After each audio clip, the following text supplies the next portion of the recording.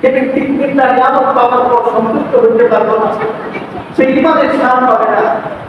এক নম্বর নিয়ামত হইল যে ব্যক্তি আল্লাহ তাআলাকে নিজের রব হিসাবে পাইয়া সে খুশি হইতে পারে নাই।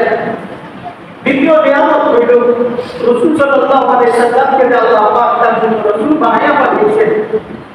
নবীকে মুহাম্মদুর রাসূলুল্লাহকে রাসূল পাওয়ার পর সেই নিয়ামতের শুকরিয়া সে আদায় করতে জানে না।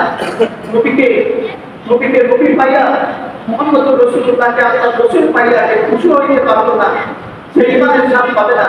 তৃতীয় হলো নবী আমাদের জন্য যে দ্বীনে প্রতিষ্ঠা করছেন, আল্লাহ তাআলার পক্ষ থেকে যে দ্বীন আনছেন, আল্লাহ পাক নবীর মাধ্যমে আমাদের জন্য যে শরিয়াত দিয়েছেন, এই শরিয়াত পাওয়ার পর ঠিক খুশি হইতে পারে নাই।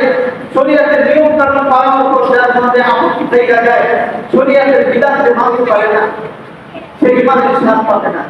তিনটা জিনিস, একটা আল্লাহকে রব হিসাবে পাইয়া, দ্বিতীয় হচ্ছে রাসূল সাল্লাল্লাহু আলাইহি সাল্লামকে আমাদের রাসূল হিসাবে পাইয়া, তৃতীয় নাম্বার হলো দিন, যে দিন আল্লাহ তাআলা এই নবীর মাধ্যমে আমাদেরকে দিয়েছেন, এই দিন পাইয়া, এই তিন জিনিস পাইয়া খুশি হইতে পারে নাই, আল্লাহর উপর সন্তুষ্ট হইতে পারে নাই, সেই ইমানের স্বাদ পাবে না।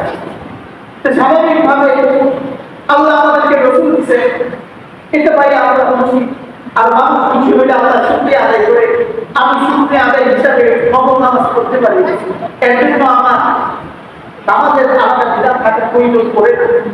আর এই নামাজ এমন কোনো নামাজ না, নফল নামাজ, একবার সূরা ফাতিহা পড়ার পর 11 বার সূরা ইখলাস পড়তে হবে, 30 বার সূরা ইখলাস পড়তে হবে, এমন কোনো নামাজ সহিহ হাদিসে প্রমাণিত হয় না। প্রত্যেক নামাজ স্বাভাবিক নামাজ হবে সুন্নতের মধ্যে, এক সূরা একবার পড়ি, এক কেরাত একবার পড়ি, স্বাভাবিকভাবে নফল নামাজগুলো এইভাবে হয়ে থাকে। সবে রাতের নামাজ বলেন, সবে ফজরের নামাজ বলেন, কেউ যদি রবিউল আউয়াল মধ্যে শুকরিয়া হিসাবে নামাজ আদায় করতে ইচ্ছুক হয়, তার জন্য আমাদের একই না। কাজে এই দিনগুলোতে আলাদাভাবে নামাজের কোনো মাসালা বর্ণনা করার প্রয়োজন পড়ে না, কারণ আলাদা নামাজ তো নাই, যেটা নাই ওটার মাসলা করতে হবে। যেটা বলছিলাম, ঈসা আলাইহিস সালাম আমাদেরকে সুসংবাদ দিলেন, আমার পরে এমন একজন রাসূল আল্লাহ তাআলা তোমাদের জন্য দিবেন, যিনি আসতেছেন, তার নাম হবে আহমদ।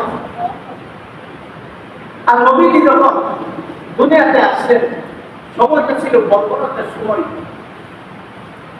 সময়টা ছিল বর্বরতার সময়। এই সময় মানুষ ভালো মন্দের দিকে খুব কমই ছিল।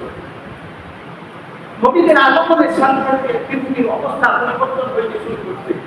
আমরা শুনেছি শাহজালাল ইয়ামানী রাহমাতুল্লাহি আলাইহি যখন সিলেটের বড় পরিত অপশাসনের বিরুদ্ধে আসে, সে যখন আল্লাহ তাআলার তাকবীর দিয়া আল্লাহ আকবার ধ্বনি দিয়া আসতেছিল, আর রাজা গর্তের ভিতরে প্রাসাদ ভাঙতেছিল, তার সিংহাসন চূর্ণ বিচূর্ণ হইতেছিল।